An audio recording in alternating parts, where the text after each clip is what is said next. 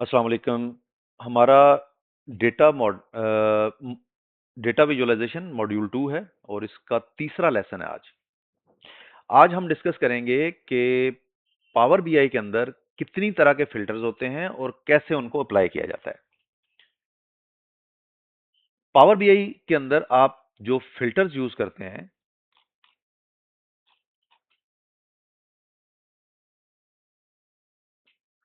यहाँ पे हमने कोई कलर शलर चेंज कर दिया था, इसको जरा सेट कर लें। फिल्टर्स का फिल्टर पैन,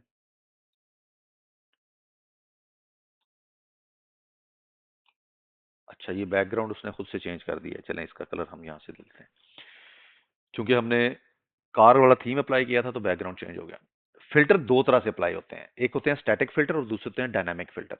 स्टैटिक फिल्टर वो हैं जो एक ही दफा आप अप्लाई करते हैं और उसको बार बार चेंज नहीं करना पड़ता। किसी भी रिपोर्ट के ऊपर एक दफा फिल्टर अप्लाई कर दिया, अब जो फिल्टर आपने अप्लाई किया उसी के ऊपर डेटा रहेगा। एक छोटा सा विजुअल बना के इसकी एग्जांपल भी आपको समझाता हूं मैं।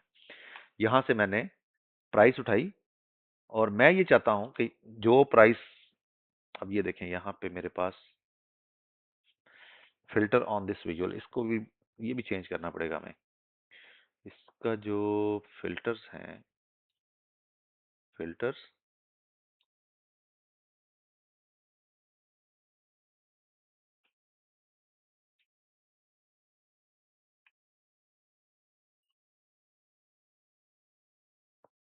फिल्टर पैन में हमने ब्लू कर दिया और इनपुट को हमने वाइट रखा। Headers, search box, background, background white है। फिल्टर कार्ड का जो टेक्स्ट कलर है वो ब्लैक है, इसको हम कर देते हैं ये। और इसका बैकग्राउंड ब्लैक हो गया। असल में प्रॉब्लम यहाँ पे थी, अब देखते हैं जी। हाँ अब ठीक हो गया। अच्छा अब मेरे पास ये आ गया जी, सम ऑफ प्राइस। तो मैं क्या करता हूँ, मैं कहता हूँ जो ब्रांड्स है ना, ये मेरे पास, sorry, model, brand, mileage, fuel, doors, year, year के ऊपर हम लगा देते हैं कि जो ईयर है ना, ये मेरे पास 2021 2000 से लेके 2005 तक का सिर्फ नंबर हो। और यहां पर मैं ऐड कर देता हूं प्राइस को। अब मैंने जो प्राइस के ऊपर फिल्टर लगाया, ये स्टैटिक फिल्टर हो गया, ये डायनामिक नहीं है। ठीक है, तो मुझे इसको अगर कभी चेंज करना पड़ेगा, यहीं पे आऊंगा और यहां से कुछ नई चीजें चेंज करूंगा।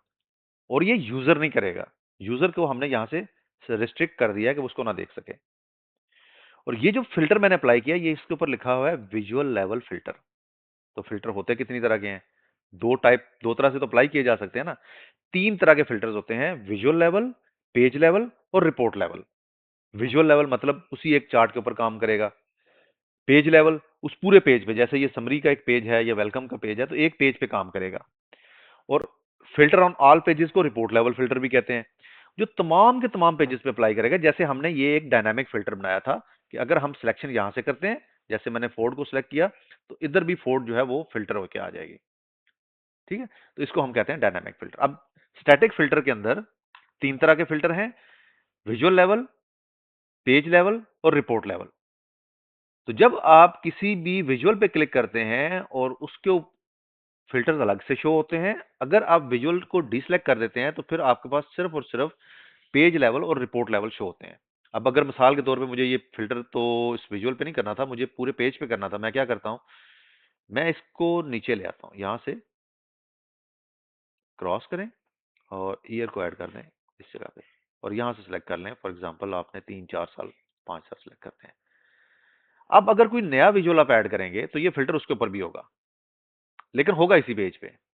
लेकिन अगर यही फिल्टर उठा के मैं ऑन ऑल पेजेस कर देता हूं,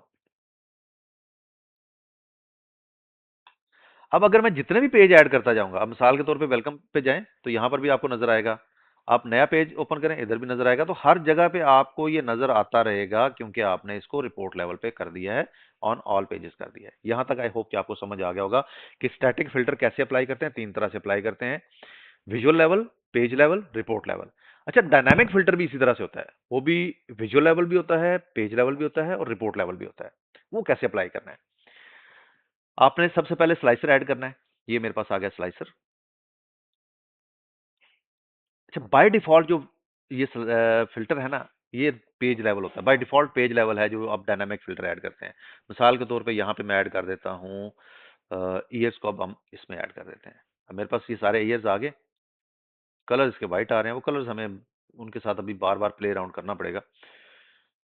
अब इस स्लाइसर की सेटिंग में चले जाएँ, इसको मैं कर देता हूँ एक ड्रॉप डाउन, तो मेरे पास ये ड्रॉप डाउन आ गया। अब ड्रॉप डाउन के साथ नंबर शो नहीं हो रहे, क्यों शो नहीं हो रहे? क्योंकि इसके वैल्यूज़ का कलर वाइट है और हम इसका कलर चेंज कर देते हैं। अब ये देखिए, ये वैल्यूज़ हमें शो होनी शुरू हो गई और ये आ गई एक ड्रॉप डाउन की सूरत में।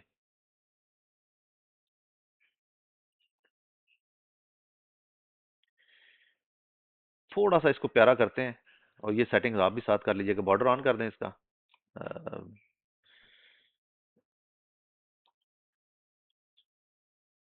लाइन विड्थ, और यहाँ से नहीं मुझे करना, मुझे करना है यहाँ से border on. Visual border on कर दें और इस विजुअल बॉर्डर में जाके ना इसको कोई 10 तक राउंड भी कर दें, तो ये थोड़ा-सा ना गोलाई में नज़र आएगा, ज़रा प्यारा लगता है। लेकिन जो चीज़ मुझे यहाँ पे परेशान कर रही है वो इसका साइज़ है। तो साइज़, एक तो मुझे वैल्यूज़ का साइज़ चेंज करना है और दूसरा मुझे इसके हेडर का साइज़ चेंज करना है। कुछ बेहतर हो गया। अब जैसे मिसाल के तौर पे मैं यहाँ से 2000, 2001, 2, 3, अब ये देखिए मैं जब क्लिक करता हूँ ना तो ये एक ही पे आ रहा है। तो एक तो ये तरीका है कि मैं इसको कंट्रोल के साथ क्लिक करता रहूँ। दूसरा तरीका ये है कि मैं इस पे क्लिक करूँ, इसकी सेटिंग्स में आऊँ, हम इसको क्लोज़ कर लेते हैं साइज़ एंड स्टाइल को, और सिलेक्शन में आ जाते हैं। इसमें हम करते हैं सिंगल सेलेक्ट भी कर सकते हैं और सेलेक्ट ऑल भी कर सकते हैं। ठीक है, सेलेक्ट ऑल में मेरे पास टॉप पे ये आ रहा है और सिंगल सेलेक्ट में मैं इस तरह से कंट्रोल के साथ साथ इसको चेंज कर कर सकता हूँ।